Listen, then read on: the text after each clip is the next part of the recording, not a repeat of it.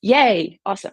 Okay, so I'm Kansi from Atop Serenity Hill, and welcome to my lesson at Wanderlust Wanderlust Live. Can you tell I'm a little nervous?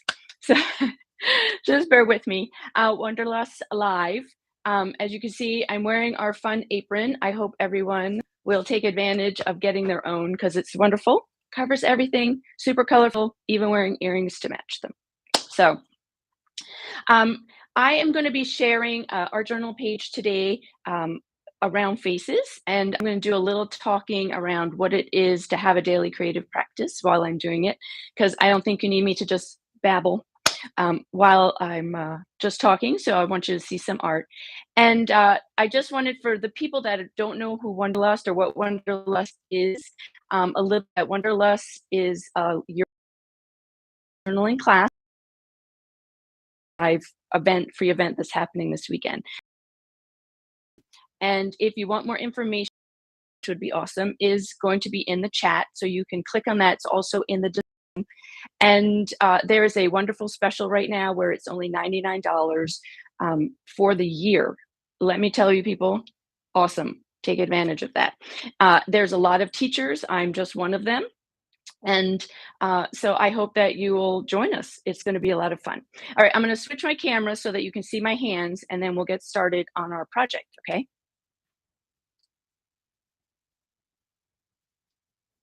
All right, let's get it all lined up here. So welcome, everyone. Amy's in charge of the chat, so if you have a question, I might miss it, but I do have it open, so hopefully I'll be able to catch anything that you want. Let me flip my camera around. Hang on.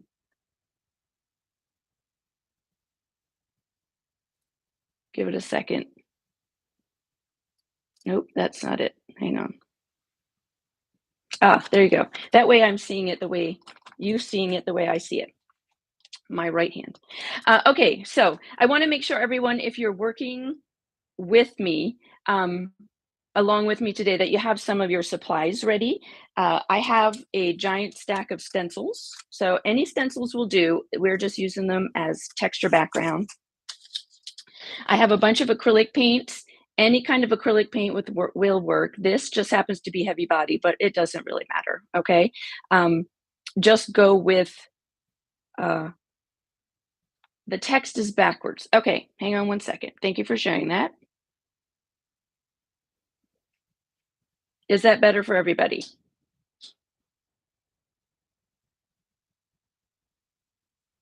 Okay, so y'all, I can't do anything about it. Mm-hmm. Yes, great. Thanks, Amy. Okay, so it's backwards for me on my computer that I'm watching, so that's fine. I'm glad it's working for y'all. Fabulous. And I heard that it's buffering for some of you, so I'm hoping that's on your end and not mine, because Amy keeps telling me everything's good. So I'm going with Amy. She is my right-hand person today. God, it's nice to have one. So any kind of acrylic paint, craft acrylic, it just happens that I'm using heavy body because it's what's sitting on my table. I use just cheap makeup sponges from the dollar store to use in my stenciling practice. The other thing I have is a collection of white and black markers, some paint markers, some gel markers. This is just a Pilot multi-ball pen. Use whatever you have. Again, this is just play and experimenting and practice today. I want you to just let it be what it needs to be, and remember that you can always go back and watch it again if you want to, okay? Part of my supply list was also just some household items. I have some feathers, piece of bubble wrap, and a tiny piece of cardboard tubing from like a paper towel holder. And then the thing that I wanted to make sure that we had today was some pictures, a face from a magazine, because I'm going to show you how I use faces like this to create my own face stencils, okay? So we'll get to that in a second. First, we want to lay down some background, okay? So I'm just going to grab some paint.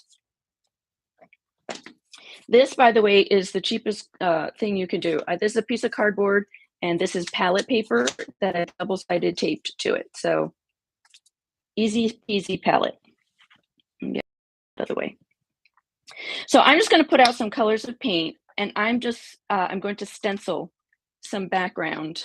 I think I'll need more paint than that. I hate to waste paint, so I tend to be stingy when I put it out on a palette. I've been known to just go straight to here with my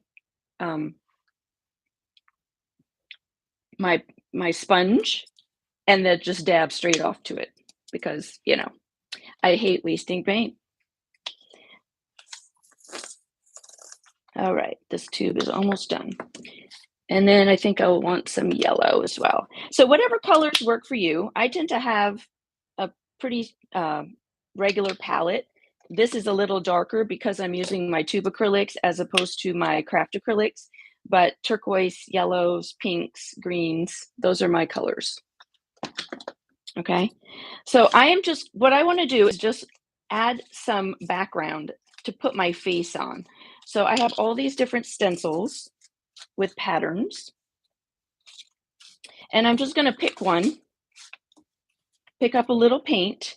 So if you're new to stenciling, I don't know what anyone's level is that's watching, so I just want to make sure that we go through some simple things. I'm using a makeup sponge. I want to pick up very little paint. When you're stenciling, you don't want it to be super gloopy paint because then it will go through the stencil and out underneath. That is also a look. It doesn't really matter too much. I'm not trying to stencil this so that it becomes, this design is my finished product. This is just a background, so it doesn't really matter. So I just pick up a little bit of paint and I tend to push it into the sponge, okay? And then I'm going to add some random marks all over my page. So if you're doing this with me, pick up a color, pick up a stencil, any stencil,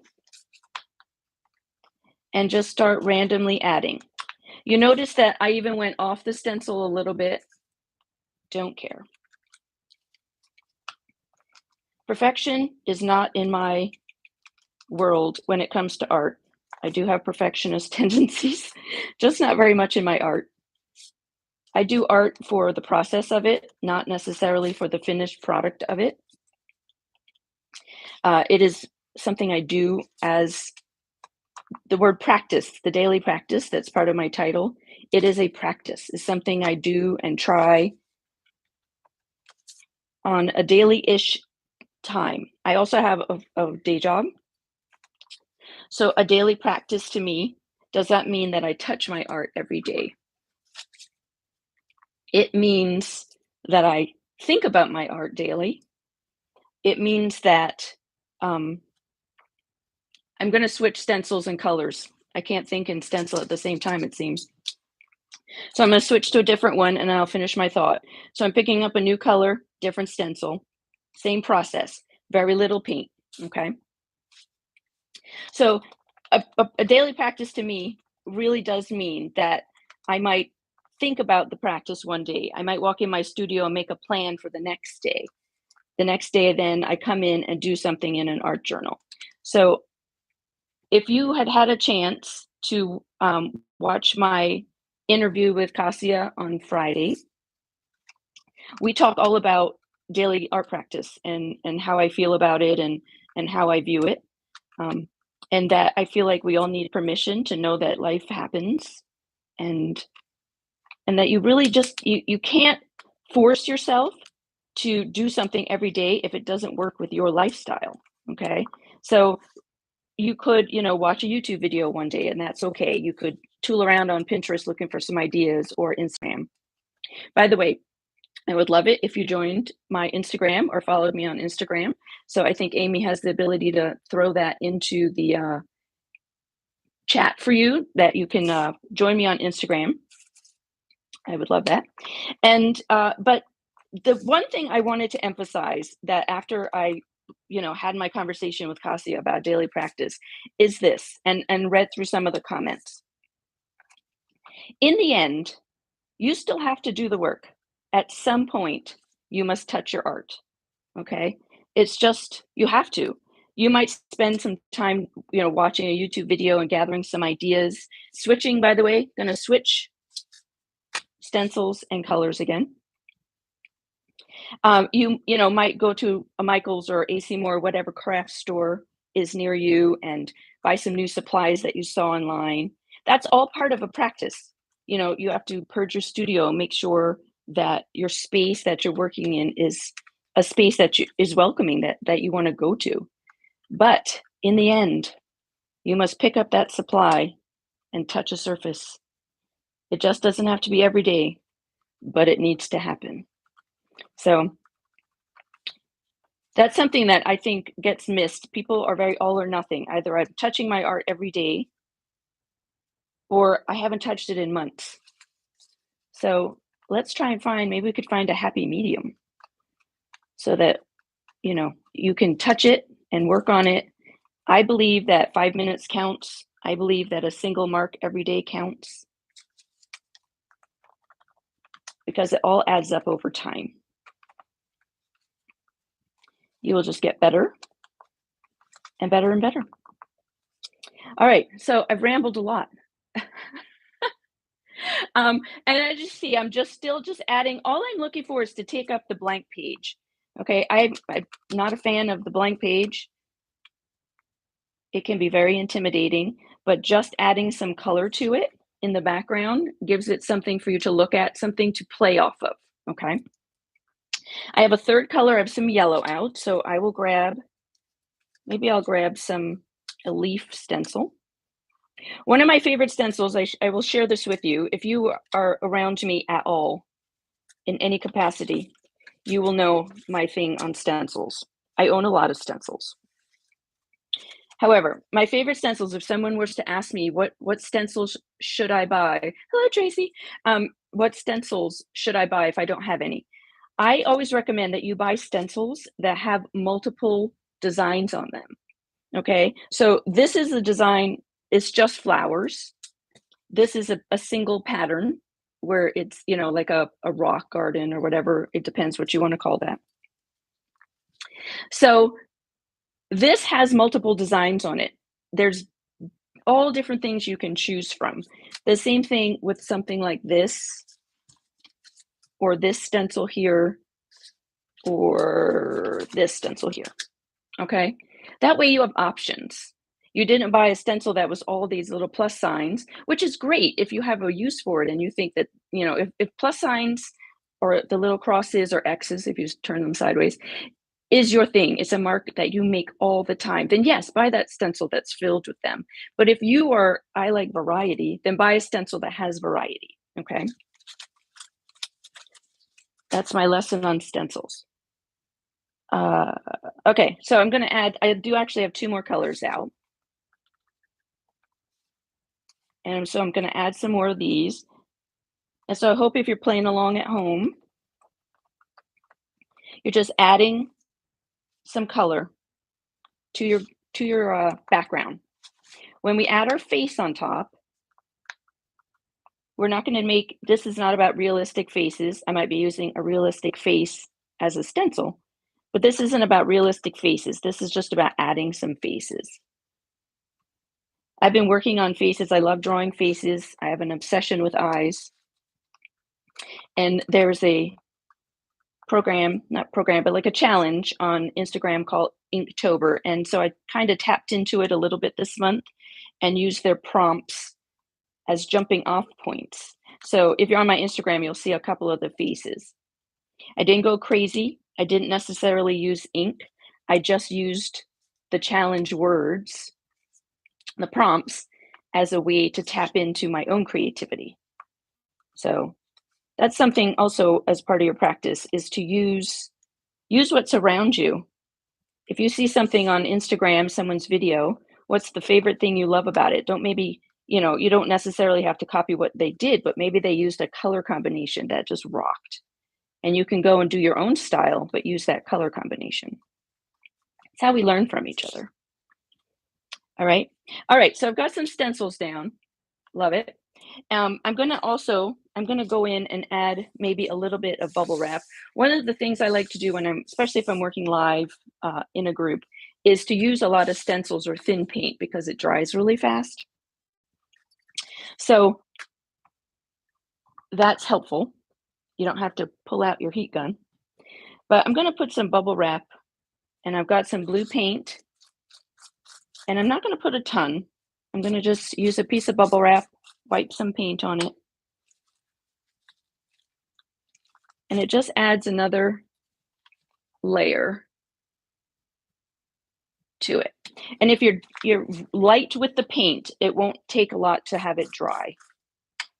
And I'll show you my super fancy trick. Again, I'm not precious with any of this stuff. I view it all as an experiment. If I like something, fabulous. I do it again. If I don't like something, I don't do it again. Or I figure out why I didn't like it. Was it the color? Did I use too much paint? You know, what is it that that it is? Oh, thanks, Arlene. Yes, my IG name is Concy_atop Serenity Hill. That is correct. I believe the link is also on the page in the Wanderlust classroom for this live event, so you won't have to look too far. And my website is there as well. If you're interested in finding out more about what I do, then you can always go to my website as well. Okay, that's atopserenityhill.com. Super easy. All right, so if I had used a lot of paint on my bubble wrap and I didn't want to dry it with a heat gun because I'm live on YouTube, and that would be noisy and annoying, I'll just pick up a paper towel and literally just wipe it. So if it smears like it did here, then I like that as well as part of texture. Okay, we use scraper tools to scrape paint. We use our fingers to scrape paint. It doesn't matter. It's all just visual texture. Okay, so I have no problem taking wet paint and smearing it out with a paper towel. All right, so I had also added, if you want to use one, you can use it, the toilet paper tube, paper towel tube, however you like to refer to this cardboard tube. And maybe I will with the pink. I'm a fan of pink. I'm one of those people that doesn't use red. I'm not a fan of red, but you will find hot pink. It's my solution to the red family. So I didn't take a lot of paint, but it's just adding something else to the background.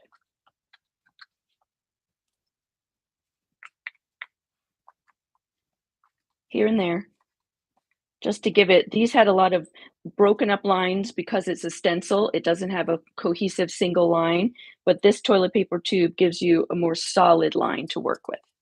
And again, I don't want to use the heat gun, so I'm going to grab my paper towel and I'm just going to smear.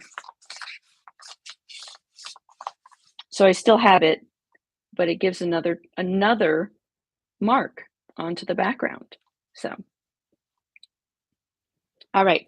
And then our final thing that I recommended to you, and I'm like, I love using all the tools. If I'm going to recommend it to you, I'm going to use it, is feathers. I have tons and tons of feathers. I actually can show you. You can see my feather collection. It's quite extensive. My husband collects them for me. He does a lot of mountain biking, so he finds feathers in the woods. And we find a lot on our property. We have tons of birds on our property here in South Carolina. So some of them are too beautiful to put paint on, but some of them I do bring paint and put on them. This one already has paint on the edge, so, and it has dried. So if I was to dip this dried paint feather into more paint, it's going to give a different mark than if I was to put this feather into paint, which has nothing dried. It's just the feather itself. So use these as well, because I can just pull this apart on the edge a little bit, and it will give different marks. Okay. So I'm going to draw the feather through the green paint. This is the one without paint. And just see, smear it around, see what happens. And it's light, it's not crazy. It was a thinner paint. If you're using a thinner craft acrylic, this will give a different mark than what I'm using, which is a heavy body. So that's something for you to experiment with. What's the difference between me using the feather with a thinner paint, maybe even like a golden high flow, which is very thin, versus the tube acrylics that I'm using today, okay? So try it out and see. You can always, if you have just thick paint, come in here and I'll thin it down with a little bit of water. Why don't we try it and run an experiment? And I'm gonna pick up more of this wet paint. Whoops, I added some yellow to it. That's okay. And it's just a thinner, it's very watery. It's not actually showing up all that great. But that's one of those experiments that you run and you're like, not quite what I wanted. Here's also my take on putting something on a page and it not working. If I put something on a page over in a corner and I'm like, oh, well, that wasn't probably the right thing to do, I also will put it in two or three other locations. The reason being is that if I was to take a big chunk and just stick it here and didn't put it in somewhere else, eventually this is going to annoy me, okay? And it might stand out in the design in the end. It might get covered, it might not. But if I take that, and I'm going to use the quote mistake, because it's not always a mistake, it's an experiment, and put it in a couple different locations just here and there, then it spreads that design out and it doesn't feel like this crazy thing happening in the corner, okay? So if you put something on and you're like, ooh, not good, just maybe put some smaller bits of it in other locations and spread that out. Okay, so I have got my background. Again, it's a little wet. I'm going to let this dry and y'all can continue to make backgrounds. The next thing I'm going to do with y'all is show you what I do with my face stencil. So we're going to make a face stencil. So we're going to let this dry. Okay. Now, a couple things. One, if you have a face stencil, use it. Okay. Here they are. I love this one. I'm not sure this is still available. It's from the Crafters Workshop, but there are versions of these stencils available that has all these types of faces on it. They give you so many options. All right. So if you don't have access to a face stencil, let's make one. So I want to show you the original one that I did a long time ago. I still use it to this day. Okay, so it is a straight-on face.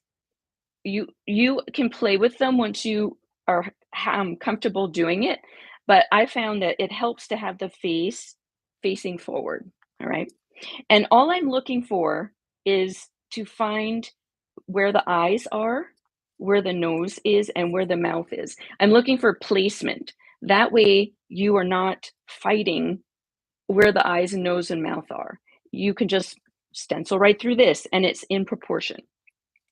There's also nothing wrong with creating really wonky faces and having the eyes really high up or having a really long face. I'm going to share some techniques with that within Wanderlust when I teach my class next year, of more of a wonky face where it's not in such good proportion. We're using a human face here, so you can't get much more in proportion than the human face. So I also wanted to show you this one. This is a Kate Winslet that I was demonstrating for a group. And to show that it's very easy to cut the whole eyeball out, and that's fine. You know, if you end up cutting the whole eyeball, you're just going to use it as a placement, okay? But what you're really looking to do is to cut out the top and the pupil and the bottom. That's what you're looking to do. So I'm going to do that with this lovely girl right here. Let's see if we can get a little bit of the glare off this. Just give me a second. That helps a little bit. There we go. So I have a cutting board. If you don't have a cutting board, just use a piece of really thick cardboard to put your face on. And then I'm using an X-Acto knife. And I made sure the blade is new, fairly new, that it's got a nice point on it, okay? I'm going to see if I can just zoom in a smidge so that you can see my face, the face closer. Oh, look at that. Gotta love technology. Okay, so what I'm trying to do This is still, I need my whole watercolor palette for this. It's not steady enough for me. Okay, what I'm trying to do for her is I want the top of her eyelid, okay? Sketch in the middle. Here you go. Top of her eyelid and some of her iris. Her iris is really tiny here. It's the way the camera picked it up is very tiny, but I just want some of it. And then I want a little sliver of the bottom of her eye because I'm just looking for placement, okay? Let's see if we can do this. So I'm going to cut along the top, and this might take you a little bit of practice. And then I'm going to do one, and that way you can see, whoops, gotta hold on, what I did.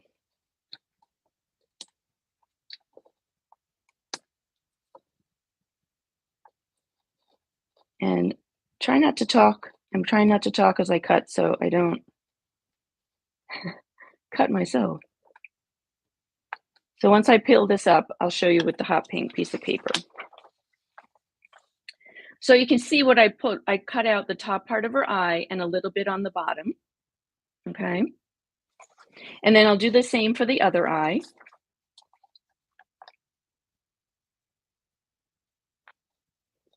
So this time I'm going across the bottom, picking out some of her iris and her pupil.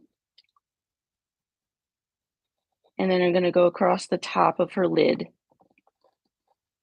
and cut that out. Okay.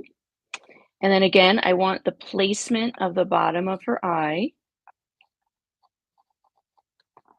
So I'm just cutting out a sliver under her eye. This is not meant to be perfect. This is about trying to just get proportions easier, okay? So then I'll put this up again so you can see. It's very creepy, but it gives you a stencil, okay? Then the same thing with her nose. I'll pull this back so that you can see where I'm going with it. I was looking for where the nostrils were, the outside corners of her nose, and then a little piece at the base. That's all I'm looking for. Again, placement, just placement. So here's the base of the tip of her nose. I'm just going to sliver a little bit out.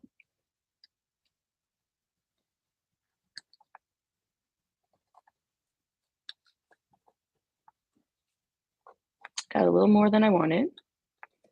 A little bit on where her nostril is.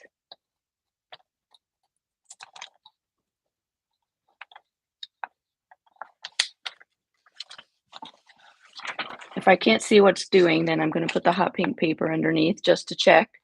Because sometimes it's easier to see. And then the other nostril. I want to take out a sliver so I know where it is.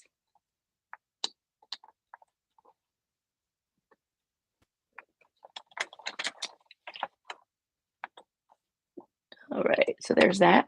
And then I also want to show where the outside curve of her nose is. That is helpful for just giving me a width.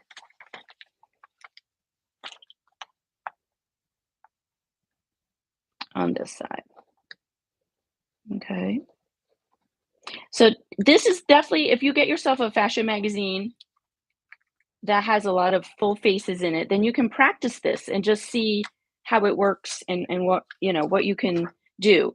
With this mouth, I'm just looking for the top shape and the bottom.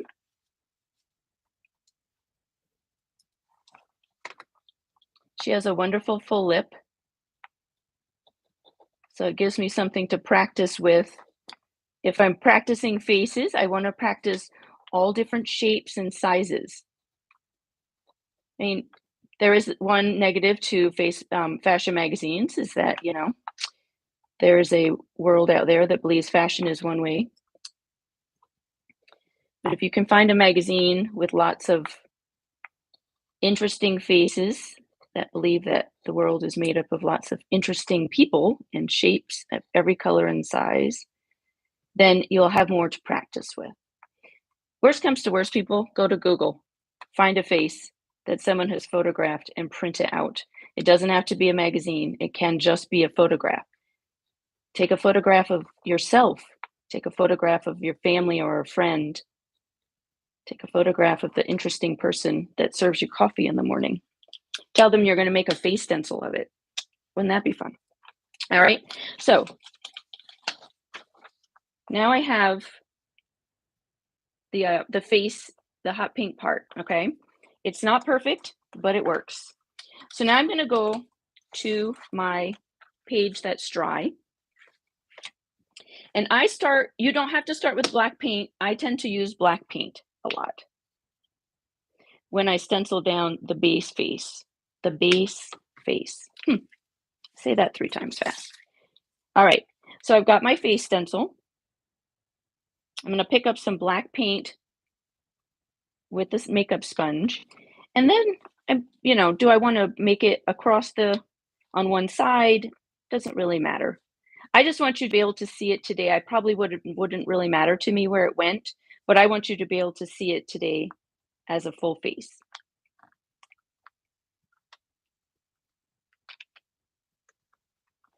So I'm going to stencil in some black.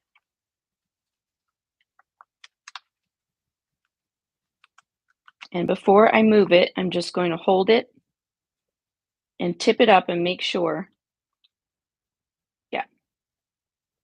It's not super bold because I cut very thin lines, but I think I'm going to use the other face on the other page and show you a couple. Okay. So there you go. You can see the face. All right. I'm going to put the other face, the one that I've used a lot. This is like some really thick paper. I think it might have been a cover, which was fabulous because then I had a really thick face. So we'll do 2.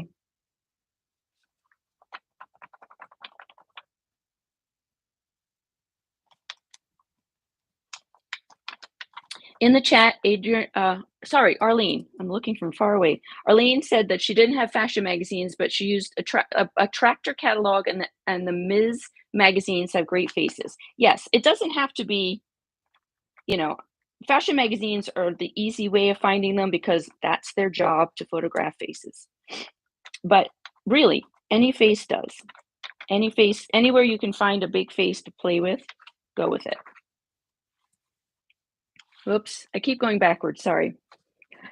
I'm seeing it backwards to y'all. Okay, so let me zoom back out so that you can see my page a little bit more. And now I have the beginnings of some faces, okay? So let's play with what would we do with the faces? We're going to keep it simple today. If you have, I can show you some other options as well, but if you have colored pencils, or you love watercolor, or you're a big Neocolor crayon person, then you can go crazy with what you want to do with this face. But I'm going to keep it simple.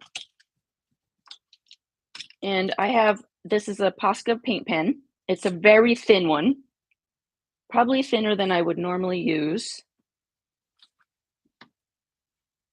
But it is, so that it is the PC1 MR, but it's what they had, so I used it. I bought it. So I'm going to sketch, just kind of give her face a little bit maybe of shape. And I'm probably going to cover this eventually, but I just want to, there's faces on here, so they're not just floating around. The other thing I want to do is I will go in and add white. Where's my white? To the eyes. I wanted the eyes, again, for me, the eyes are always the most important part. So I've got some white paint, and I'm going to fill in the white of the eyes, just get it started.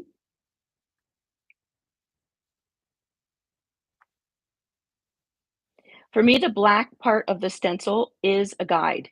If I take it out or white it out or paint over it, that's okay. It was just a guide, okay? I'm gonna add iris color as well, but I just wanna start by whiting in the eyes. Super creepy. Feels very Halloween, right? You could even add some to the lips if you want.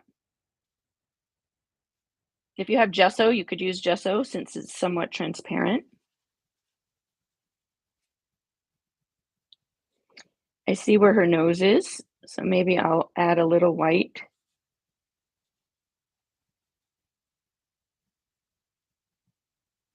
There. So the face starts to show up a little bit.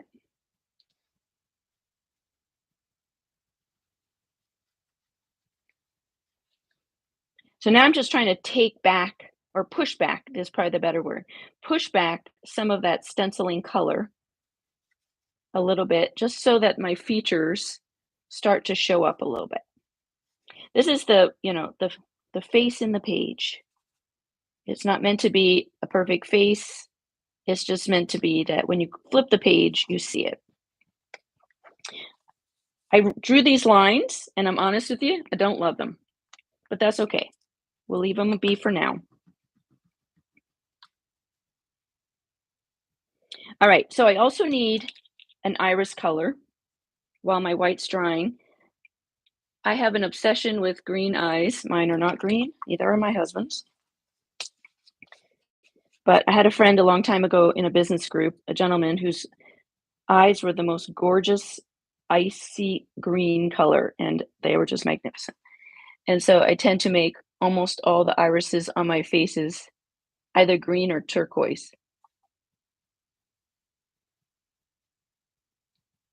So again, I'm just adding some green. I'm going to come back and add my pupil maybe a little better, but I want to add in some green. Ooh, this really is creepy.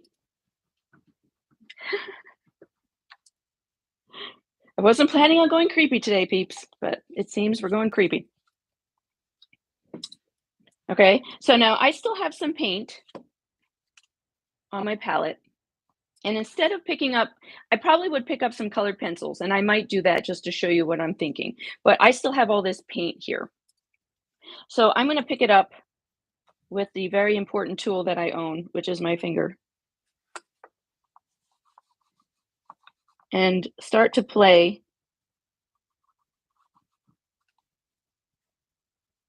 with the fact that this is a face.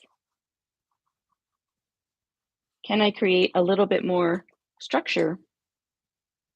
I've given her a really big chin, so that's why that has to go away at some point. But again, there's the wonky. I got some pink here. I taught decorative painting for many, many years, which is very structured as far as how what brushes you use. You use a flat brush for this and you use a filbert for that. And then I found art journaling. And for some reason, I forgot I owned brushes and stuck my fingers in all the paint all the time. It was like, why do I need a brush when I could just stick my finger in it? I love the freedom of it. It wasn't like the precision of the decorative painting almost felt like it had been holding me back for so long. And now I could just do what I wanted. I sticking my fingers in paint. It was fabulous. If you don't paint with your fingers, try it. Kids don't do it for nothing. All right, so the faces are just doing a little bit. Elizabeth, I see your question. What was her advice about how much paint to use in stenciling? I was just, I'll say it again, and maybe Amy can talk about it in the chat or write about it. Very little paint, okay? So I'll take a fresh makeup sponge here, and I'm gonna pull just very little paint. You'll see that's all there really is. And I start pushing the paint into the sponge because I want to saturate the sponge. What I don't want is to have a big glob of paint on my sponge, because that's what will go underneath the stencil, okay? So very little paint, and push it up into the sponge so that when you stencil with it, why not come in and add some more marks, people? It's just very light, okay? I hope that helps, Elizabeth, and whoever else might have that question.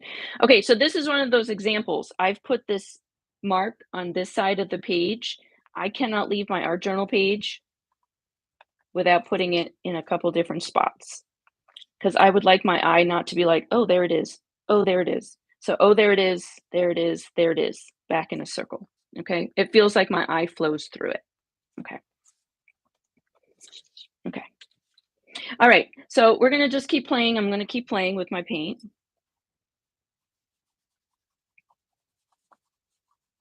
And at this point, I'm just doing intuitive movements. I'm just playing with color. I don't like that there's like two faces just sitting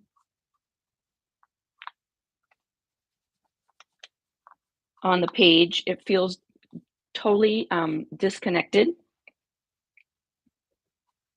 And I want the faces to feel as part of one. So for me, the intuitive part is telling me just to pick up some color and start laying it down, more of an abstract type of feel. I'm also dealing with the fact that I'm working on a 2-page spread here.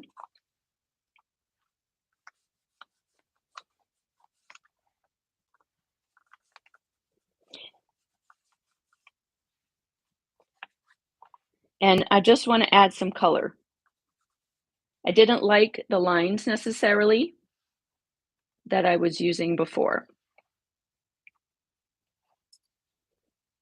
This face has a lot of pink on it, so I'm going to go ahead and add some pink.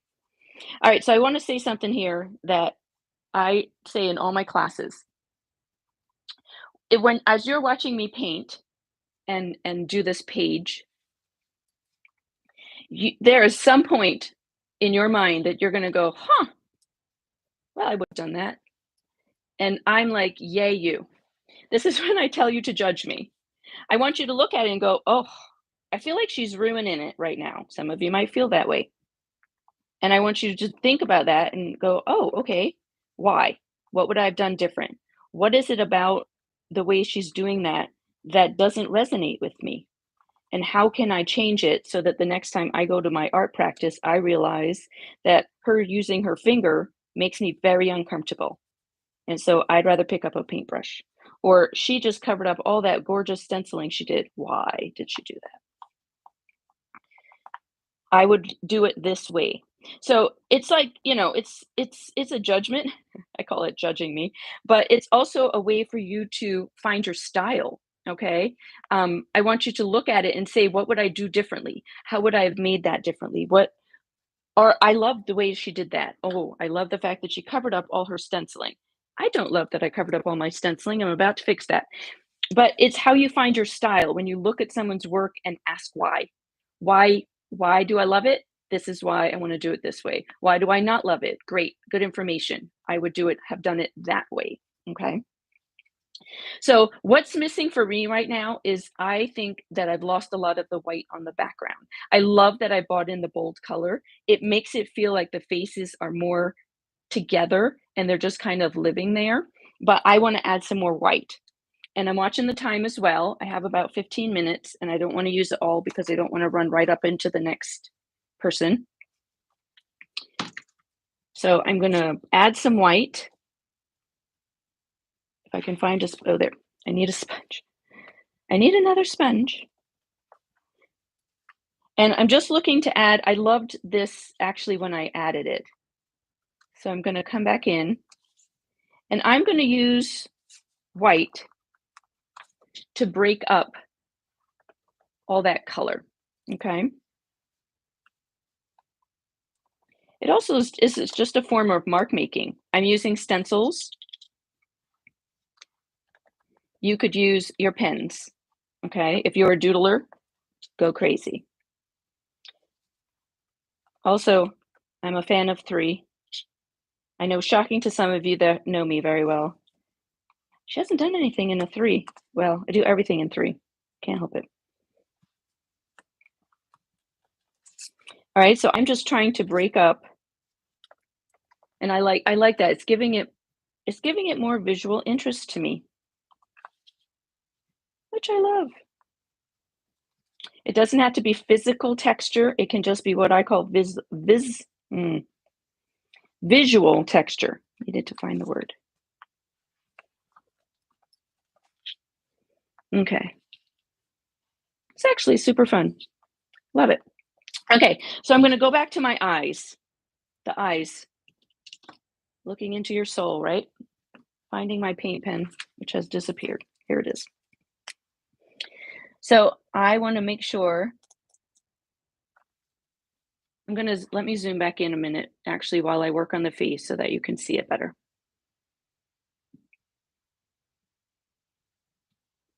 Okay, so I'm using my paint pen, and I want to make the eyes. Just doing very sketchy marks just to bring my eyes back. I also want to make sure my pupils are somewhat the same size.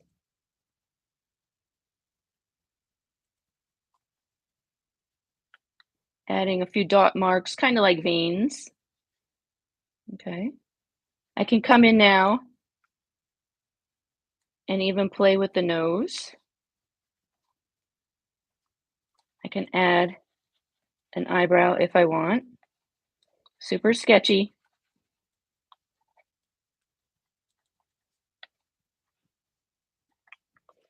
I'm going to add, whoops. This is what happens when you use a thin paint marker. Gets clogged quickly. I want to center so that it actually looks like she has lips. Okay. And I'm just going to let it float at this point. All right. And then I'm going to come across and do the same thing with this one. Very sketchy. Again, I didn't have to worry about the placement because my stencil gave me that. Okay. But now I can go back in and maybe add a couple extra marks here and there.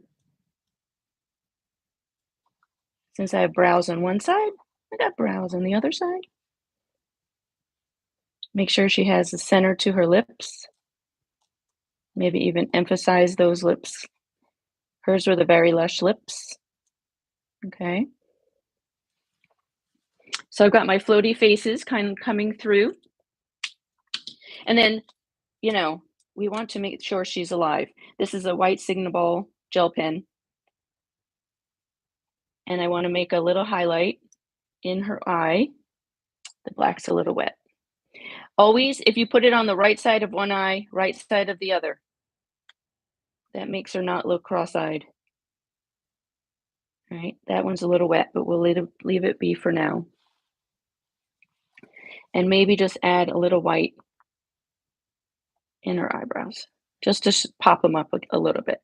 You can add highlights however it works for you. If your stencil got a little crazy with the black and you want to just add some white through it, it just softens it up a little bit. Same thing with her lips. The stencil, I maybe cut it a little too wide. So if I add a highlight in her lips, it just adds a little more interest. That's all. Most of my artwork doesn't end up always ends up with a little black and white everywhere. It's just the way I work. Well, Anne, that is a lovely compliment, my friend. Thank you. All right, let me slide back out. No, Fran, I did not gesso anything. I don't put gesso down as a background. I use gesso as a tool, not as a page cover. I work straight on whatever page I'm working on. And if I've missed a question, I apologize. You're welcome to leave some comments below the video. And if you have a question, I'd be happy to answer it. So this would be, I would call this done. I would probably put a quote somewhere on it. I'm a big fan of after I art journal, me and Cassia actually discussed this as part of the class. A part of my interview was I don't always go to my art journal with a question or an emotion or anything. I go to play, but what comes up sometimes will surprise me. And oh, hi, Evelyn. What comes up sometimes will surprise me, and then I go looking for quotes and words to talk about what it is that has come up during the art journaling play. So use it that way. Okay, before I go, I want to make sure everybody remembers that this is all part of the Wanderlust Live Weekend, and that Wanderlust is a year-long class. It starts in 2023, and that there is a link below. It is my affiliate link, so it would be very lovely if you used it. To get the class for next year, it is $99, which is amazing, people, through the end of the month, the 31st. So make sure that you click on it before then. I would be grateful if it's my link, but again, if it's someone else's link that you want to support, I'm all in favor of that as well. I hope that you will go and listen. I really want to encourage you to listen to my interview with Kasia, because I talk a lot about how I feel about a daily practice. So I think that that might help you, for some of you that are struggling with that. And if you want to reach out to me, website, Instagram, all of those places. And I hope to see you all in Wanderlust next year during my class. And thanks so much, Amy. I wanted to give Amy a shout out for taking care of me today. The year Wanderlust is, yes, I loved it last year. 2023. So the one where we're doing this live weekend to show you some of the teachers is for next year, starts in January. Okay. Amy put the link, and it is in the description as well. And I thank you all so much for joining me today. It's always a pleasure. And so see you in all the places, my friends. Thank you.